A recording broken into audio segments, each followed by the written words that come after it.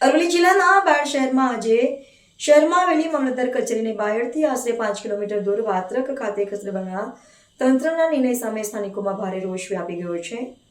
આ નિર્ણયના વિરોધમાં આજે બાયડ શહેર સંપૂર્ણપણે બંધ પાડવામાં આવ્યું છે। અરવલ્લી જિલ્લાનું બાયડ શહેર આજે સંપૂર્ણપણે બંધ જોવા મળ્યું। દ્રશ્યોમાં આપ જોઈ રહ્યા છો કે તમામ નાના મોટા વેપારીઓએ પોતાના ધંધા રોજગાર સ્વયંભૂ બંધ રાખીને આક્રોશ વ્યક્ત કર્યો છે। આ વિરોધ અને આક્રોશ પાછળનું મુખ્ય કારણ છે બાયડની મામલતદાર કચેરીને અહીંથી 5 કિલોમીટર દૂર આવેલા વાત્રક ખાતે ખસેડવાનો તંત્રનો નિર્ણય। ત્યારે સ્થાનિક નાગરિકો અને વેપારીઓનો આરોપ છે કે તંત્રના નિર્ણયથી સામાન્ય જનતાને ભારે હાલાકી ભોગવવાનો વારો આવશે। સરકારી કામકાજ માટે ગ્રામીણ અને શહેરી વિસ્તારના લોકોને સતત આ કચેરી આવવાનું હોય છે। તેવામાં કચેરી શહેરની બહાર જતી રહેતા વાહન વ્યવહાર અને અન્ય સગવડોને લઈને મોટા પ્રશ્નો ઊભા થશે।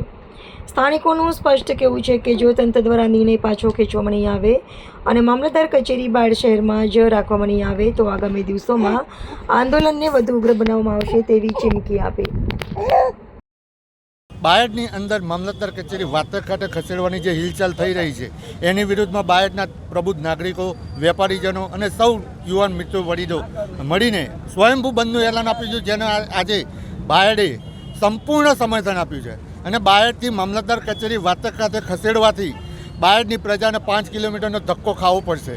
એમાં કોનું હિત સમાયેલું છે? તાલુકાની તમામ પ્રજા આજે બાયડની માર્કેટની અંદર આવે છે, બાયડની મામલતદાર કચેરીની અંદર આવે છે। બાયડ માર્કેટ પૂરું કરવામાં કોનો રસ છે? જે હિત શત્રુઓ બાયડના વિરોધી છે તેને અમે આગામી સમયમાં ખુલ્લા પાડીશું। ભયંકર રીતે આંદોલન થશે, જ્યાં સુધી અમારી માગણી પૂરી કરવામાં નહીં આવે ત્યાં સુધી ભયંકર રીતે આંદોલન થશે। આગામી 15 દિવસ, મહિનો, 2 મહિના, 6 મહિના લડવાનું થશે તો અમે લડીશું, પરંતુ બાયડની મામલતદાર કચેરી બાયડમાં જવી જોઈએ। બાયડનો હક છે, એ બાયડને મળવો જ જોઈએ। આજે બાયડ મામલતદાર કચેરી જે બાયડથી વાત્રક ખસેડવાની પેરવી થઈ રહી છે। મામલતદાર કચેરી ખાલી એક કચેરી નથી, પણ સમગ્ર બાયડ તાલુકાની જનતાનું હાર્દ કહેવાય। નાના મોટા દરેક કામ માટે બાયડના નાગરિકો, વરિષ્ઠો, ગરીબો, વિદ્યાર્થીઓ, ખેડૂતો દરેકને અહીંયા આવવાનું થાય છે।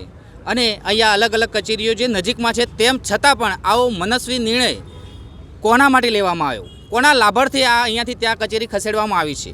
અગાઉ અહીંયાના સ્થાનિક આગેવાનો દ્વારા છેક મુખ્યમંત્રી સુધીની આની રજૂઆતો કરવામાં આવી હતી અને ત્યાંથી તત્કાલીન કલેક્ટર શ્રી પ્રશસ્તિ પારીખને સૂચના કરવામાં આવી હતી અને તેઓ અહીંયા જગ્યાઓ જોવા માટે આવ્યા હતા।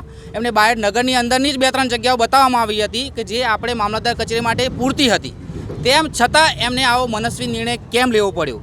એમને એવો શું રિપોર્ટ આપ્યો કે મામલતદાર કચેરીને બાયડ નગરમાંથી ખસેડીને બાયડની અસ્મિતાનો વિનાશ કરવાનું વિચારવામાં આવ્યું છે? આ બાયડની જનતા સમગ્ર તાલુકા 20-20, 25-25 કિલોમીટરથી અહીંયા બાયડમાં આવશે અને પછી અહીંયાથી 5 કિલોમીટર દૂર જવાનું, અને એ 5 કિલોમીટર જ્યાં છે ત્યાંથી 2 કિલોમીટર આગળ જઈએ એટલે આખો તાલુકો જ બદલાઈ જાય છે, ધનસુરા તાલુકો આવી જાય। એટલે આ બાજુ આખું પશ્ચિમ, ઉત્તર, પૂર્વ બધામાંથી પબ્લિકને દોડીને ત્યાં જવાનું, તો એનો અંત શું? શું પબ્લિક માટે વિચારવામાં જ નહીં આવ્યું હોય? આ પબ્લિક માટે વ્યવસ્થા શું કરવામાં આવશે? આજે અમે સ્વયંભૂ માટે બધાને આહવાન કર્યું હતું અને ખરેખર અમને ખુદને પણ અચરજ લાગ્યો કે એટલો સુંદર અમને પ્રતિસાદ મળ્યો છે કે સ્વયંભૂ લોકોએ જાતે જ ઇવન નાની લારી સુદ્ધા પણ ખુલ્લી નથી।